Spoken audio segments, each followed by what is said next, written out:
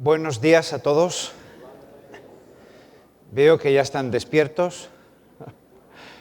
Tenemos un problema en estas horas, ¿no? Bueno, hoy tenemos un doble problema. La hora de la mañana y que es lunes, ¿no? Los lunes, qué mala cosa, ¿no? Viendo toda la semana por delante tan larga, ¿no? Bueno, ya va a pasar la semana, ya va a pasar la semana.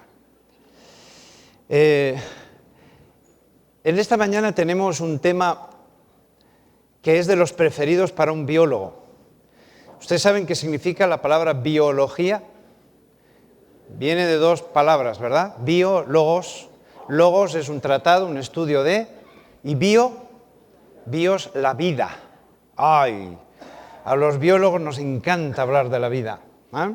Imaginan una carrera estudiando todos los años de la carrera la vida. La verdad es que la carrera de biología, no voy a hacer propaganda esta mañana, pero es una maravilla de carrera. Porque ustedes están todos los días estudiando la vida. Y es una maravilla estudiarla y profundizar en ella. El tema que más me ha costado preparar es este.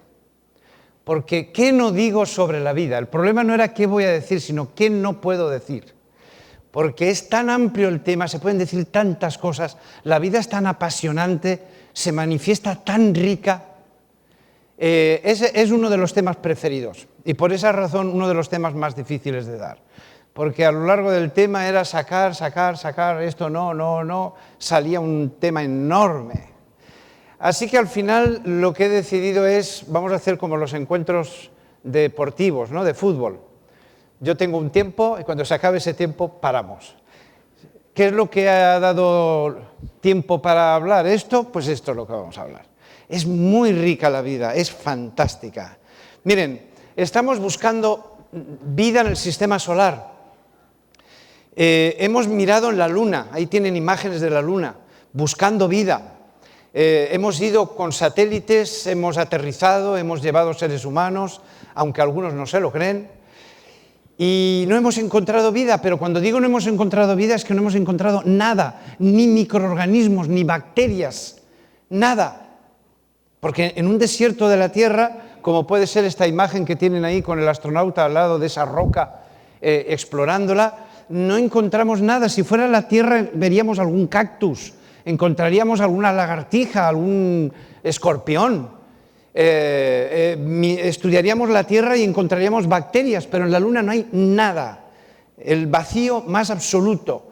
En el planeta Venus encontramos la misma cosa. Ahí tienen una fotografía del suelo venusiano. Hemos conseguido aterrizar en el suelo, estudiarlo y tampoco encontramos vida. Hemos ido a Marte, hemos analizado el planeta, es uno de los planetas más estudiados porque queremos ir a él. Es uno de los objetivos próximos de exploración.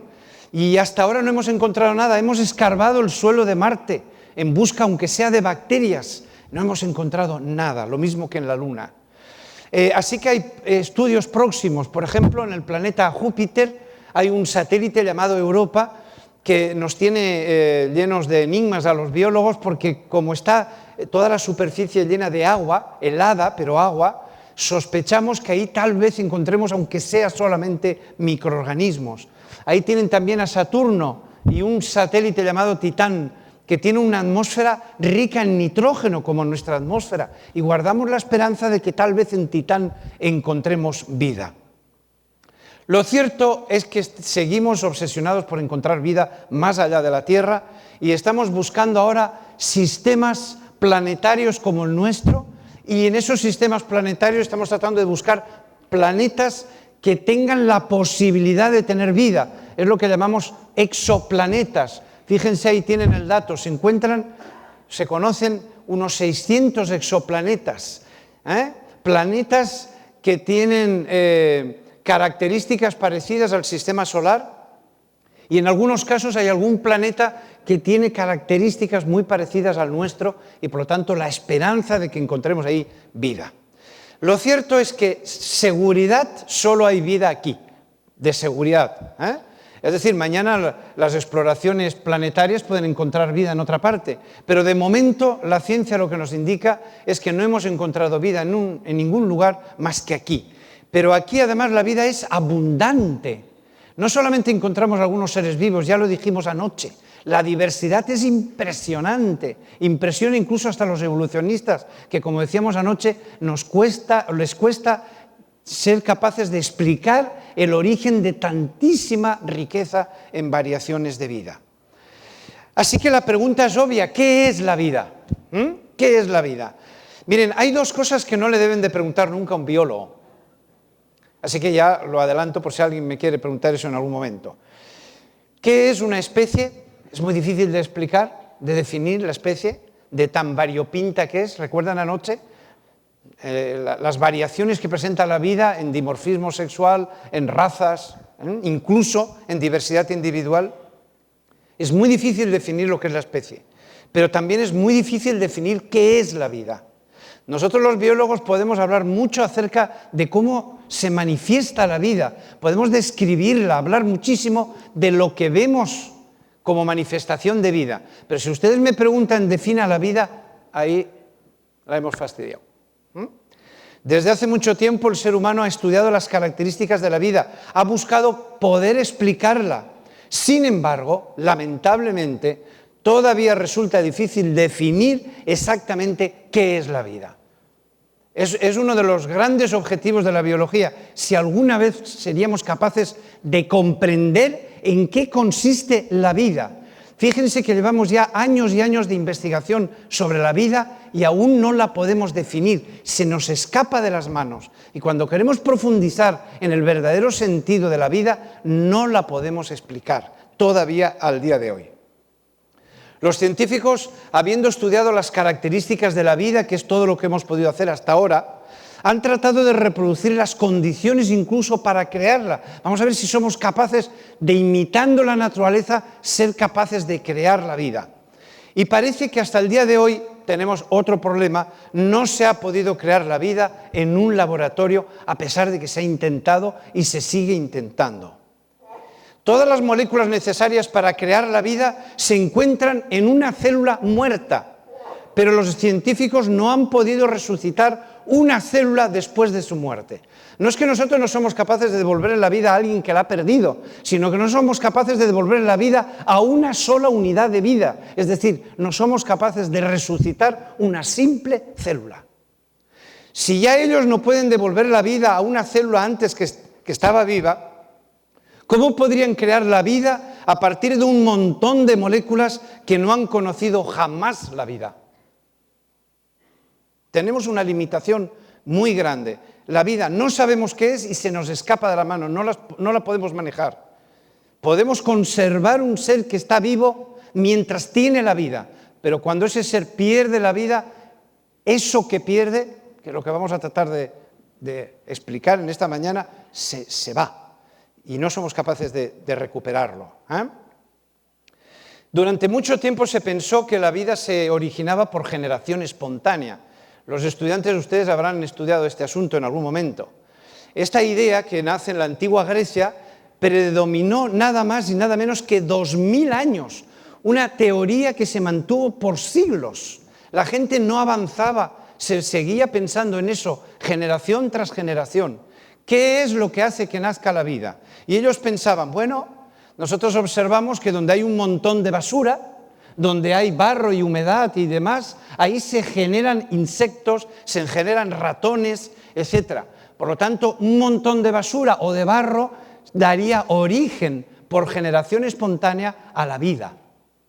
Y eso se mantuvo, esa creencia, por siglos, hasta que hubo científicos que lucharon contra eso. Siempre, estudiantes, hay gente que tiene la visión y son capaces de ver más lejos que la mayoría de su entorno. La mayoría de nosotros, tristemente, seguimos a los anteriores como corderitos.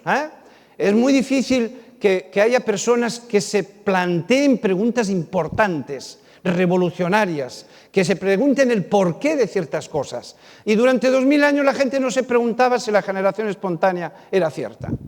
Se pasaba de padres a hijos, se lo explicaban unos a otros, hasta que hubo visionarios, gente de ciencia, que se hizo las preguntas correctas. Y cuando uno hace una pregunta correcta, empieza a estar bien encaminada la investigación. Una buena investigación nace siempre de una buena pregunta. El 50% dicen los entendidos que tienes ya en una investigación cuando planteas la pregunta adecuada.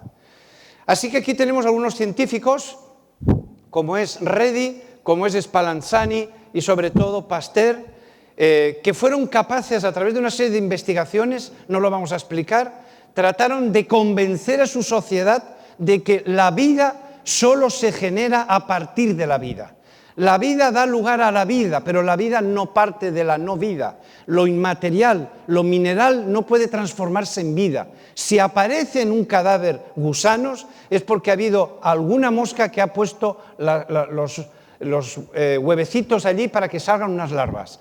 Si la carne se pudre es porque allí acuden microorganismos, es la hora de comer de estos seres. Si una manzana se pudre, eso no es arte de magia, es porque ahí están acudiendo microorganismos y están empezando a degradar la materia orgánica y como consecuencia nosotros decimos que se pudre.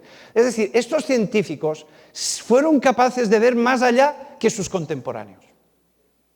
Pero el problema no era lo que ellos veían, tenían que demostrarlo y eso fue muy costoso, muy complicado. Ahí tienen algunas imágenes de los experimentos que tuvieron que realizar para convencer a su sociedad de que la vida se genera a partir de la vida y no a partir de la no vida. Así que se concluyó finalmente con mucho esfuerzo que la vida solo puede proceder de la vida. Tanto esfuerzo, fíjense lo curioso que somos los seres humanos, tanto esfuerzo para demostrar que la vida no puede aparecer por generación espontánea. Y pongo la fecha de 1864, que fue el momento donde se le dio la estocada final para acabar con la teoría de la generación espontánea. En 1859, un poquito antes de que se le diera ese momento mortal a la teoría de la generación espontánea, resulta que por Charles Darwin aparece una teoría que vuelve otra vez a poner la generación espontánea de nuevo. Porque finalmente, ¿qué es lo que está explicando la teoría de la evolución? Que la vida puede proceder de la no vida.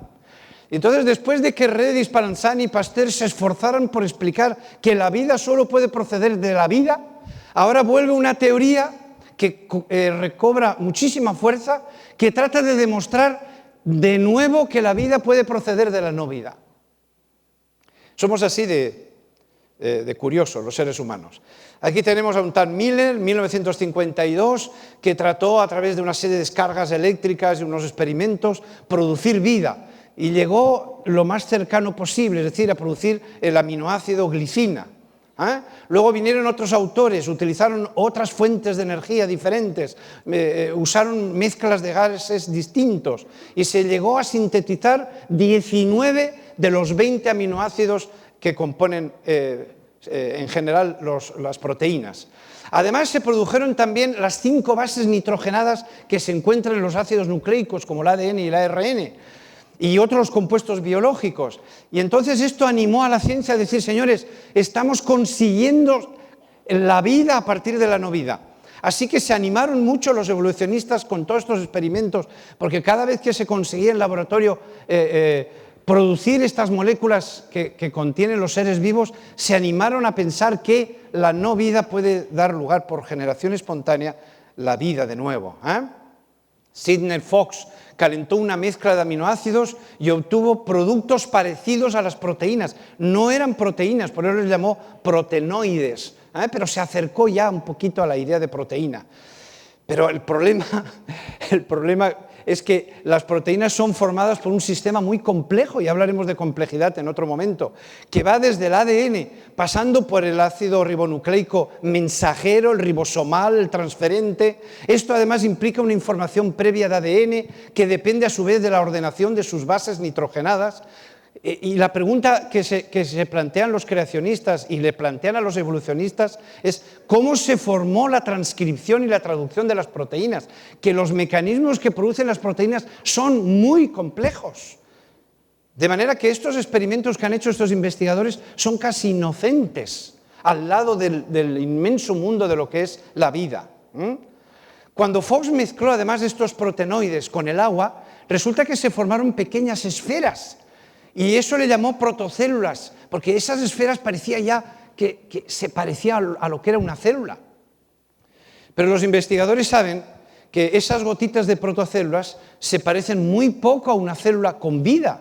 Ellas no pueden controlar, esas protocélulas, no pueden controlar, por ejemplo, la energía para la que se necesita equipos específicos de enzimas, ni puede almacenar información en ADN o ARN.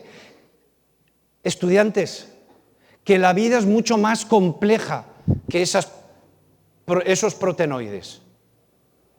Que una simple célula, aunque sea una bacteria, no hace falta que sea una célula eucariótica, una sola bacteria es demasiado compleja como para con estos experimentos ni siquiera acercarnos a ello. Así que vamos a acudir a la Biblia, porque a través de la ciencia estamos muy lejos de la vida todavía. A pesar de que estamos muy animados con los experimentos y da la impresión que la ciencia en cualquier momento crea vida, pero de los experimentos tal como están saliendo a lo que es la vida hay muchísimo trecho todavía. Lo que sí que está claro es que hace falta un cuerpo para que la vida se manifieste. Fíjense, se ha leído antes Génesis 2:7, vamos a analizarlo así rapidito. Dice que Dios modeló al hombre del polvo de la tierra. Yitzer es el verbo en hebreo que se expresa aquí en el texto. Y del polvo de la tierra en hebreo es afar min hadama. ¿Qué significa esto? Significa que Dios creó el cuerpo humano a partir de la tierra. Parece generación espontánea, ¿no? Volvemos a la generación espontánea, solamente que es una generación espontánea dirigida. Porque la generación espontánea que hablábamos de la Edad Media, por ejemplo, era una generación en donde nadie participa, producto del azar, las cosas. La de la teoría de la evolución también es el azar la que lo conduce. Pero aquí hay un ser inteligente, externo a la naturaleza, que a partir de la materia es capaz de generar la vida. Pero miren qué curioso, en la primera parte de Génesis 2:7, Dios fabrica la carne a partir de la tierra. O sea que la carne está hecha de tierra. Ustedes dicen, bueno, normal. Bueno, ustedes lo están viendo normal porque pertenecen a esta generación, pero durante mucho tiempo se pensaba que la carne estaba hecha de otra materia distinta. No se podía pensar que la carne y los minerales tienen la misma composición. Si ustedes hacen un análisis químico de la Tierra, van a encontrar los mismos elementos químicos que su cuerpo. Si hacemos un análisis químico del cuerpo humano y de la Tierra, van a encontrar los mismos ingredientes. Sin embargo, antiguamente no se pensaba así. Se llamaba materia vital. Era la materia de la que estaban hechos los seres vivos. Y era una materia que no tenía nada que ver con el suelo, con la tierra. Entonces la ciencia ha demostrado que sí tiene que ver, estamos hechos del mismo material que la tierra. Así que tienen un texto que se adelantó a la ciencia por siglos. Ahora cuando leemos este texto decimos normal, pero normal porque la ciencia nos ha abierto los ojos a esa realidad.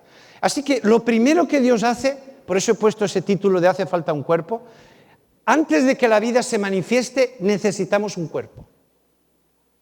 Por eso los científicos lo que tratan de hacer es primero crear cuerpo, buscar moléculas. Pues los aminoácidos componen las proteínas, pues primero crear aminoácidos. Luego formar proteínas, pero es que las proteínas necesitan enzimas y necesitan ADN. Es decir, los científicos tratan de reproducir la creación. Primero fabricar un cuerpo, porque sin cuerpo no puede haber vida. Así que lo primero que Dios hace en la creación es crear el cuerpo. Y cuando ya está el cuerpo listo, miren, Dios sopló en su nariz aliento de vida. Cuando ya estaba el cuerpo listo para recibir la vida, entonces es cuando Dios le pasa la vida. Ahora viene el momento importante del tema de esta mañana. ¿Qué es lo que Dios le pasó? Ahí está el enigma. Aquí el autor dice que Dios sopló, yipaj, en su nariz, aliento de vida, nishemaz hayim. ¿Y qué es eso? Ustedes saben, hablábamos el primer día de las culturas. Ustedes saben lo difícil que resulta comprender las verdades del reino de los cielos. Por eso decíamos el viernes El pobre Jesús, lo difícil que lo pasó en más de una ocasión para explicarnos esas cosas que no entendemos.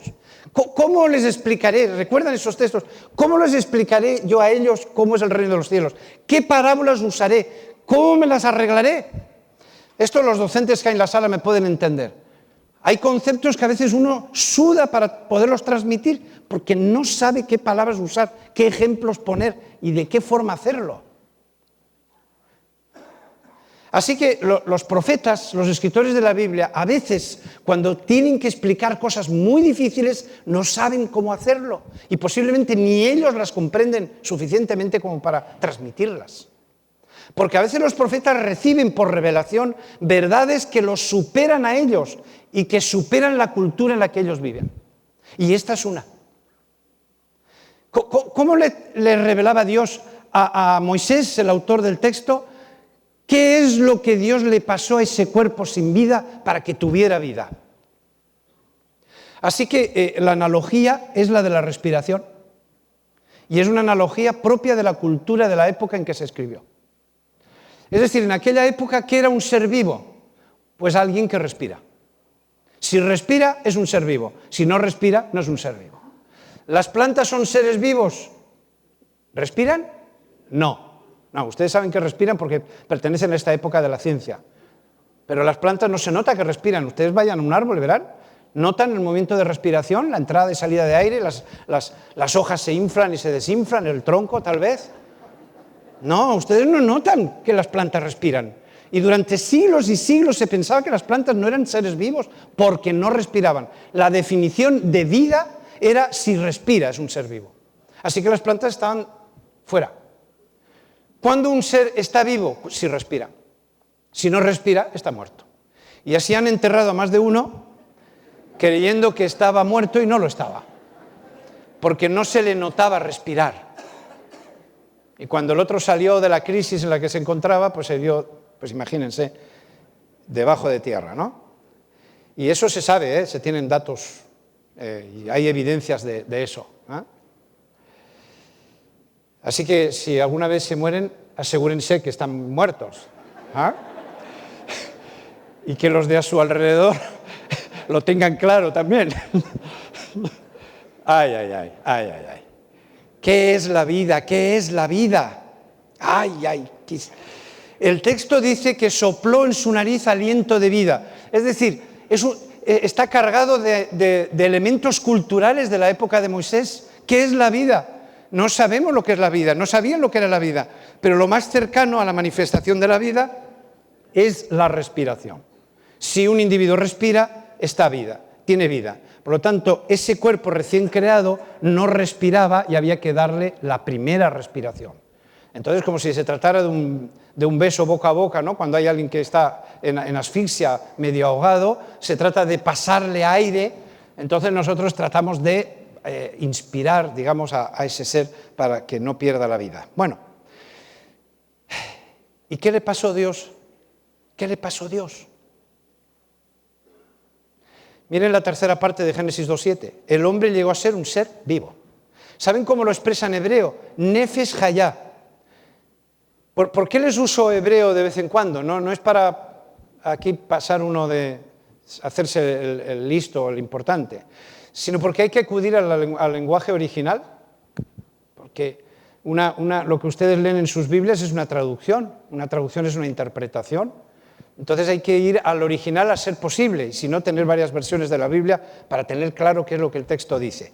Pues Nefesh hayá significa una garganta que respira, porque cuando se hacen las traducciones, los traductores hacen lo que pueden. Si ustedes manejan otras lenguas y han intentado traducir alguna vez, verán lo difícil que es traducir. Es algo tremendamente difícil. Yo siempre he admirado a los traductores cuando se ponen aquí al frente y alguien está hablando en inglés y traduce en simultáneo. Yo les admiro cómo pueden encontrar enseguida la frase en la otra lengua lo más cercana posible a lo que dijo el conferenciante, ¿no? Así que Nefesh hayá, el texto dice un ser viviente. Pero en realidad Nefesh hayá está aludiendo a una garganta que respira. Es decir, cuando Dios hizo al hombre no respiraba, es decir, no tenía vida. Y cuando Dios le pasa el aliento de vida, a partir de ahí ese ser ya respira por sí mismo. Por lo tanto, ya tiene vida. ¿Y qué es la vida? ¿Qué es lo que le pasó? Desde luego aire no, porque si le hubiera pasado aire, ya teníamos resuelto cómo resucitar a una persona que muere, ¿no? Cada vez que tenemos a alguien que muere, le soplamos en su nariz aliento y lo traemos de vuelta. ¿Verdad que no ese es el sistema? Entonces, ¿qué le pasó?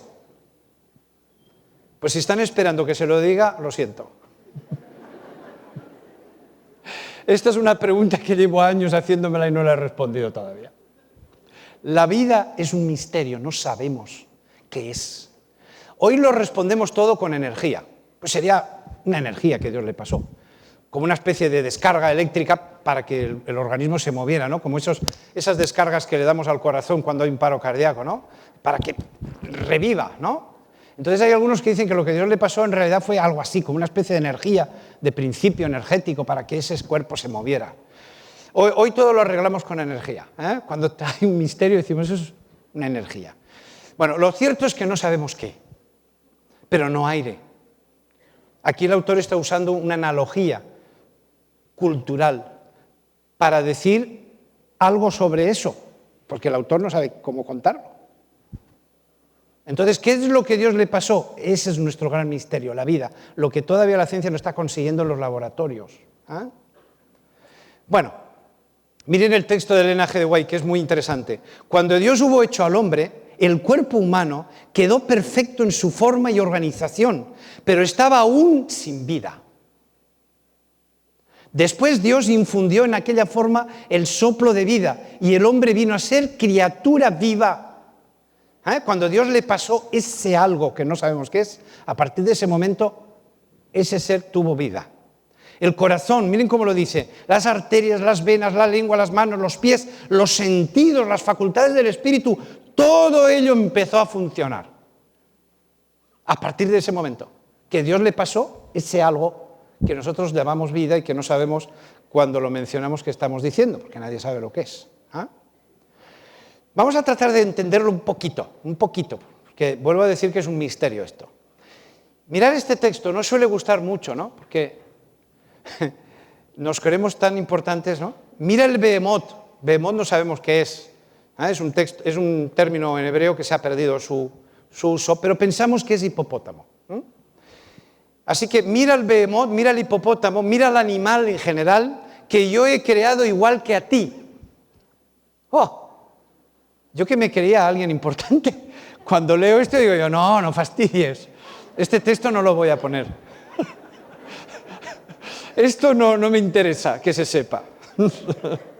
Ay, que Dios es tan coherente, la Biblia es un libro hermoso. Es tan coherente la Biblia. Miren, Dios había formado de la tierra a todo animal del campo y a toda ave del cielo. ¿No les recuerda esto Génesis 2:7?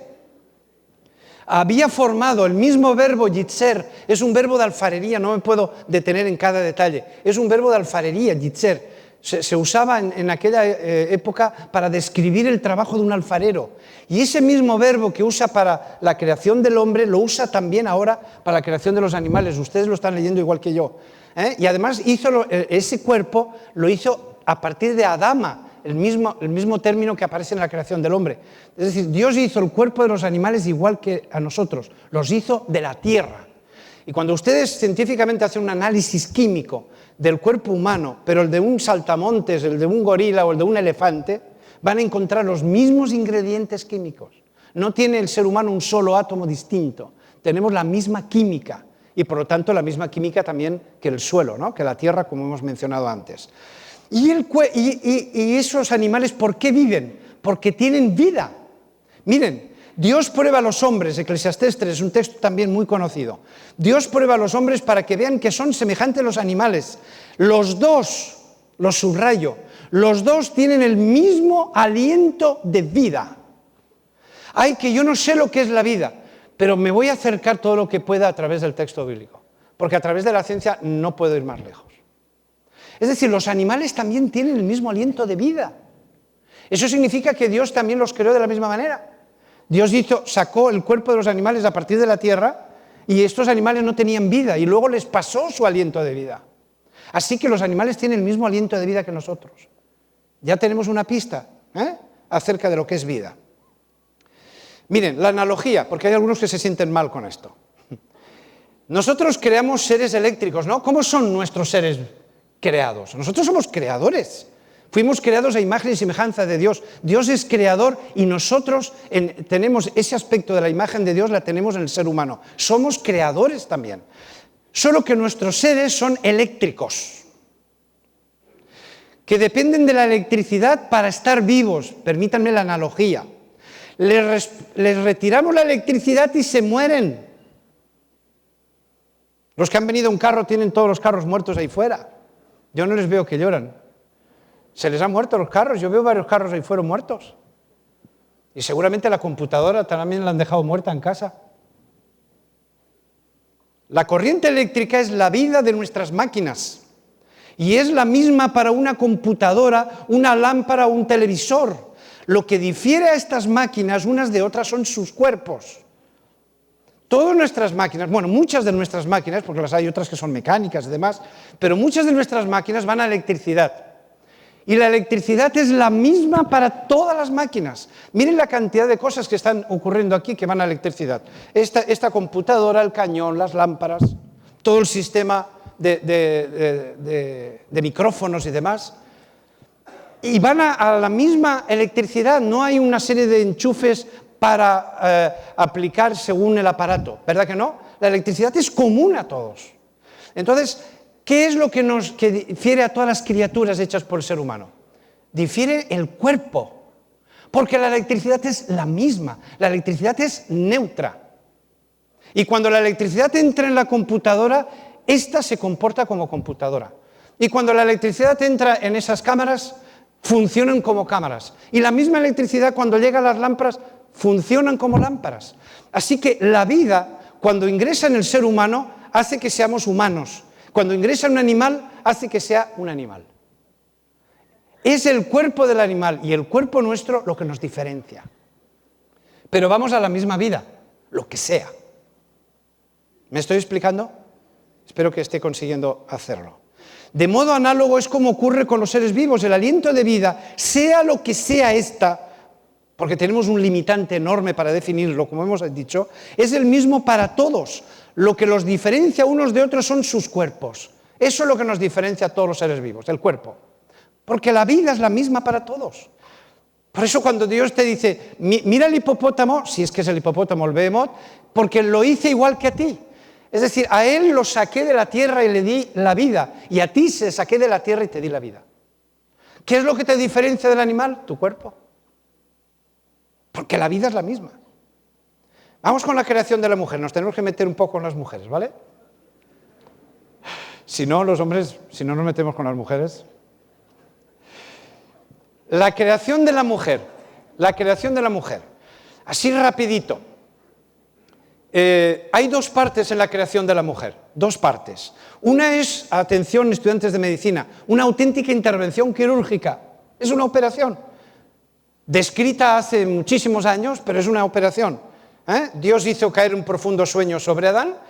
Si uno lee el texto desde los originales en hebreo, es un sueño sobrenatural. No es que me durmió Adán, sino que lo metió en una especie de estado de coma o una especie de anestesia sobrenatural, pero desde luego no lo durmió con sueño natural.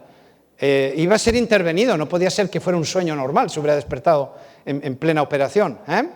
Mientras duerme, toma una de sus costillas, es decir, lo abre, porque luego va a decir que lo cose, así que el texto, aunque no diga que lo abre, lo abrió, y les trajo una muestra de tejido, Puede ser una costilla, podría ser un costado.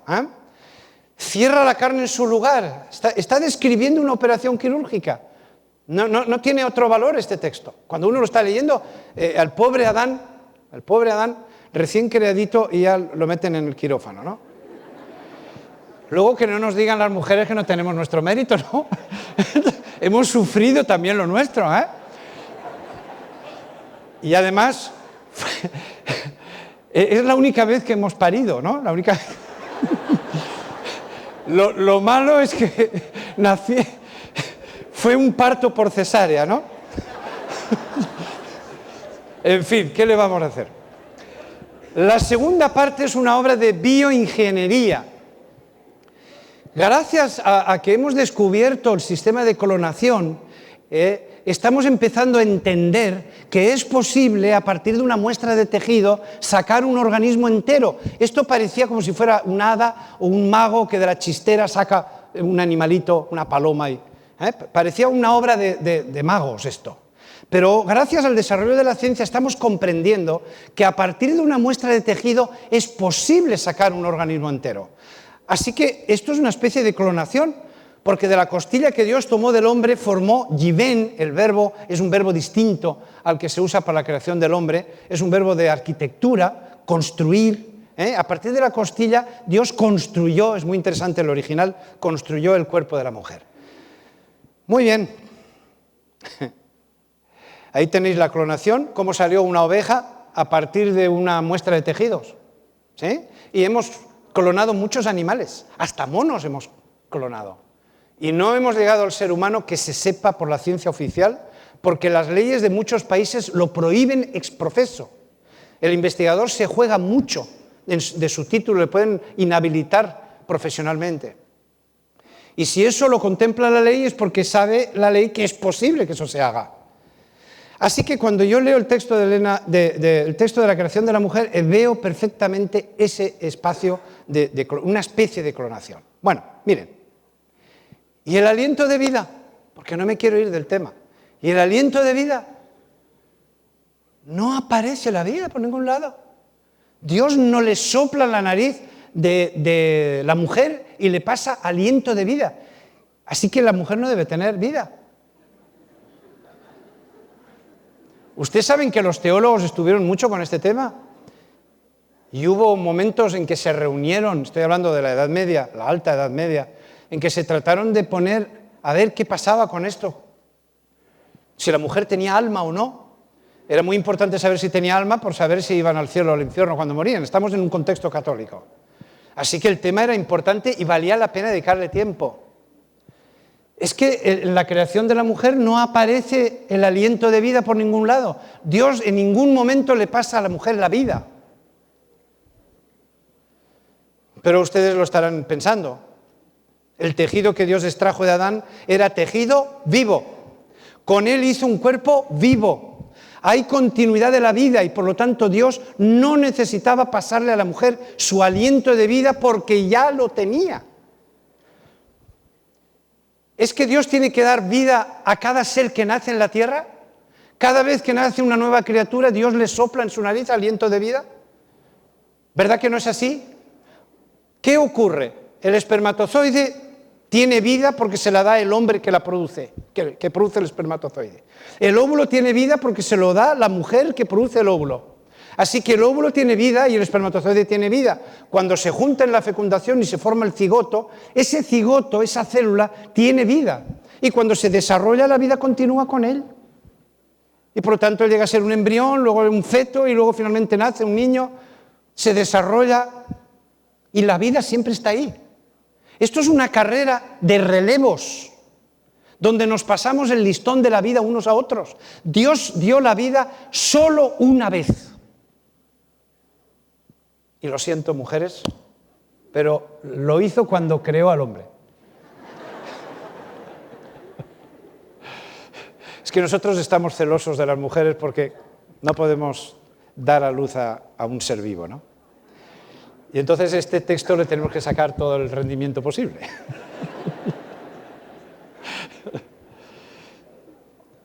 Yo no sé lo que es la vida, ¿sí? Pero sí que sé lo que no es la vida.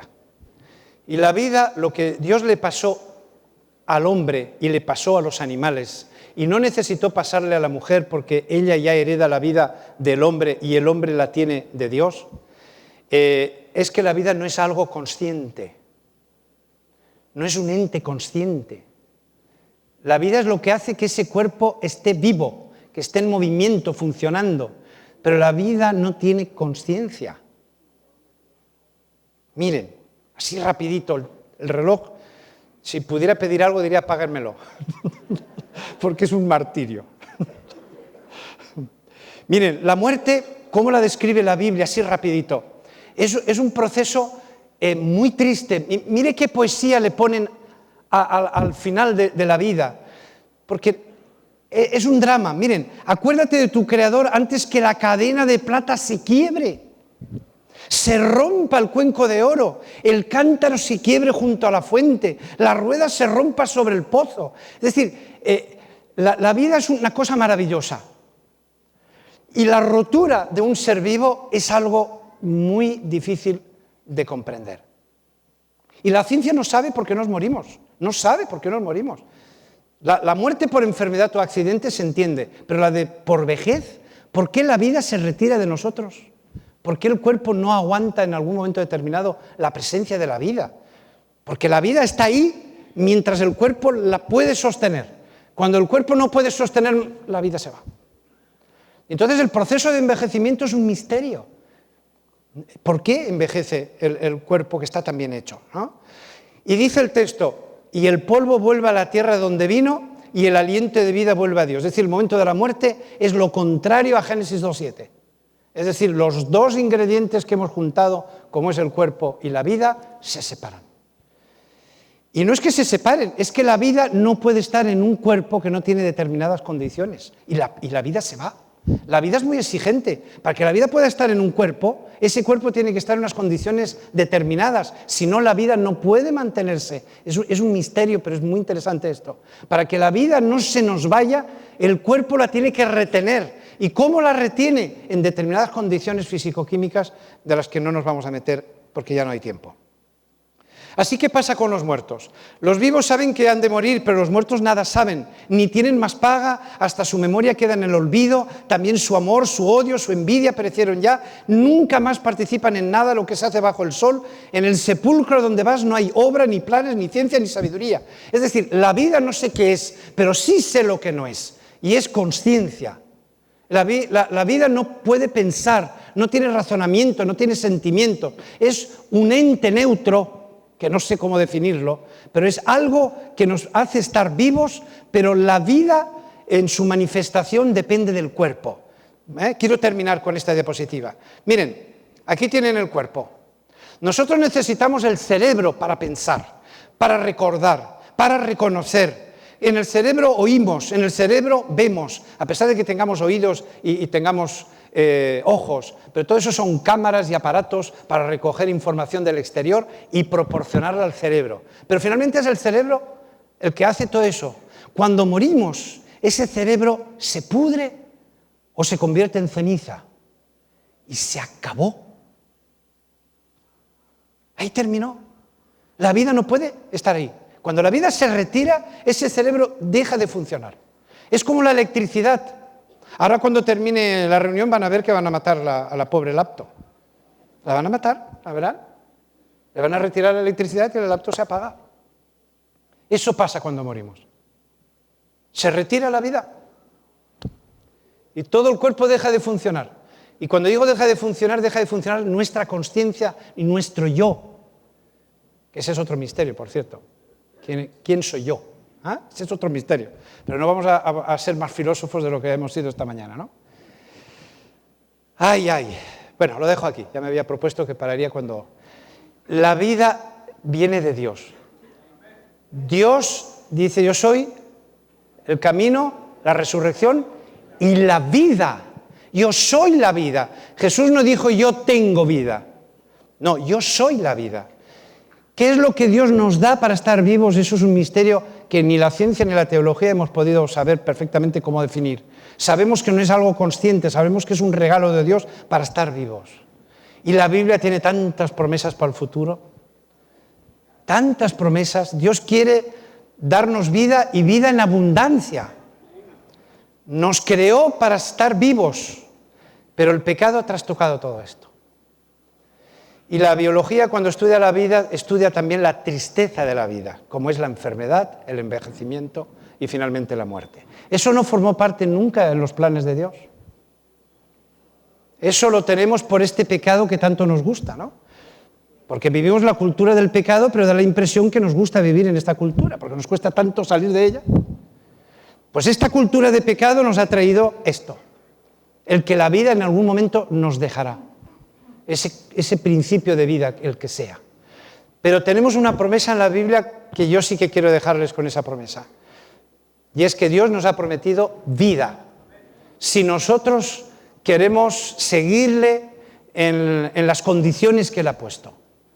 Hay una promesa de vida delante de nosotros. Así que no nos olvidemos de eso. Y Dios es el Señor de la vida. No tengamos tristeza por las personas que hemos dejado en el cementerio. No tengamos pena por eso, porque Dios lo va a resucitar. Igual que nosotros vamos a resucitar esta noche la laptop de nuevo. Yo no tengo pena por la laptop cuando la vayan a desconectar. No digo, ¡ay, que la mataron! No, porque como nosotros somos los inventores de estas máquinas, sabemos cómo traerle la vida de nuevo. Cuando se enferma, sabemos cómo curarla. Y cuando se muere, sabemos cómo resucitarla, ¿no? Pues el Señor de la vida es igual. Si es el inventor que fue capaz de sacar a los seres vivos de la tierra y fue capaz de sacarnos a nosotros de la tierra, ¿lo va a hacer de nuevo en la resurrección? Así que Él es el dueño y Señor de la vida y la maneja y la viene y la va. Así que no se preocupen, no tengan pena, que todo lo de esta vida es transitorio. Hay una promesa preciosa sobre la vida. Así sea.